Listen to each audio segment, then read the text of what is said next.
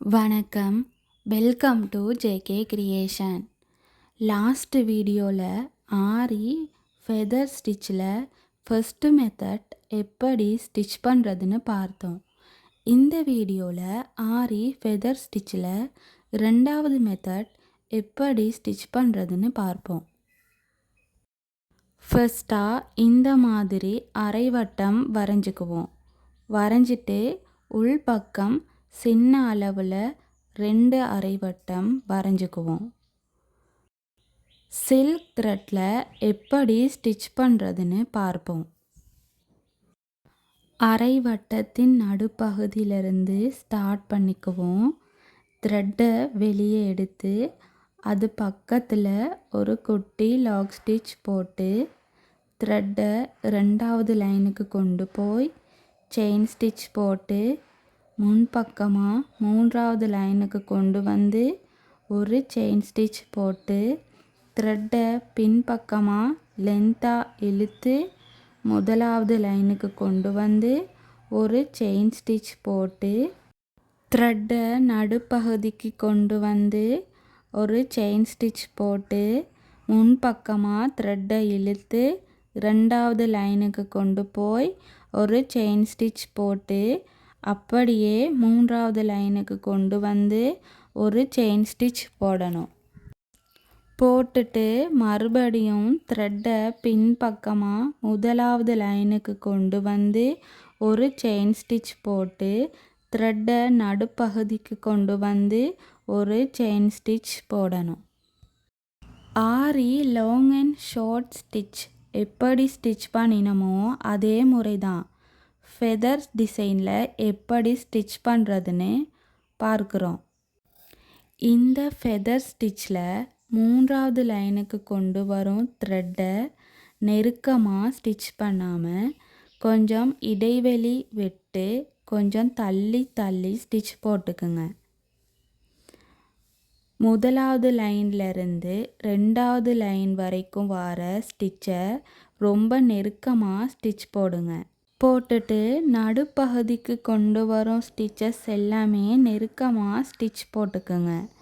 அப்போ தான் ஃபெதர் ஷேப்பில் எடுத்து காட்டும்.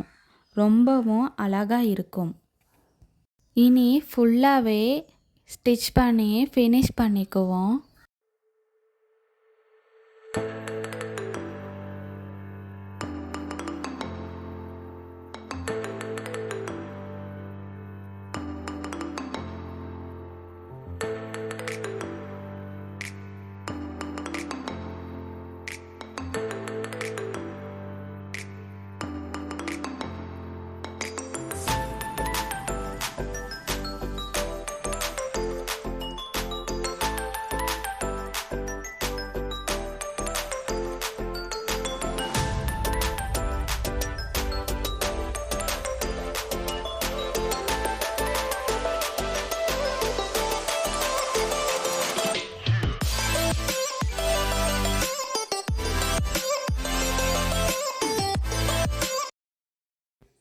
ஆரி ஃபெதர் ஸ்டிச்சில் ஃபஸ்ட்டு மெத்தட் எப்படி ஸ்டிச் பண்ணினமோ அதே மெத்தட் தான்.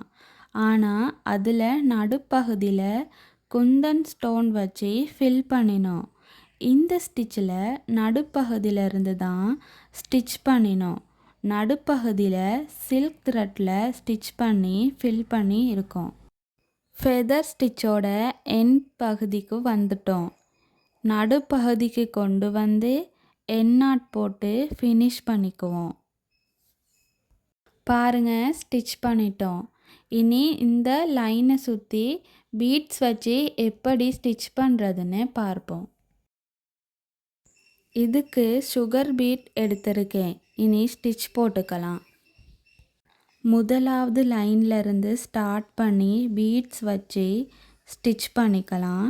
பீட்ஸ் யூஸ் பண்ணி ஸ்டிச் பண்ணும்போது பார்க்குறதுக்கு இன்னும் அழகாக தெரியும். அடுத்தடுத்த வீடியோவில் பீட்ஸ் எப்படி ஸ்டிச் போடுறதுன்னு வீடியோஸ் போடுவேன். ஃபஸ்ட்டாக த்ரெட்டில் எப்படி ஸ்டிச் போடுறதுன்னு நல்லா ப்ராக்டிஸ் பண்ணிக்கோங்க. அடுத்து 2வது லைன்லேருந்து ஸ்டார்ட் பண்ணிக்கலாம். இதுக்கு நான் கொஞ்சம் பெரிய சைஸ் பீட் யூஸ் பண்ணியிருக்கேன். இனி இந்த லைன் ஃபுல்லாகவே பீட்ஸ் வச்சு ஸ்டிச் பண்ணிக்கலாம்.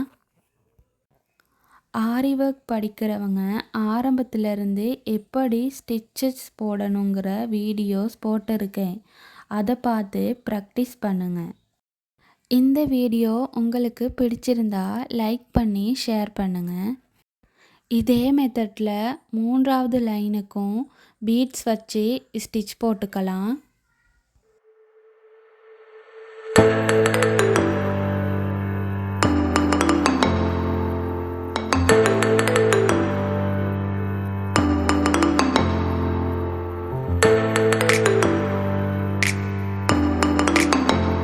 ஸ்டிச்சோட எண்டு பகுதிக்கு வந்துட்டோம்.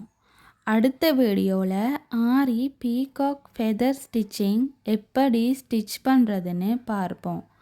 மறந்துடாமல் சப்ஸ்கிரைப் பண்ணி பெல் ஐக்கானையும் கிளிக் பண்ணுங்கள். அப்போ தான் அடுத்தடுத்த வீடியோக்கள் வரும். தேங்க்யூ.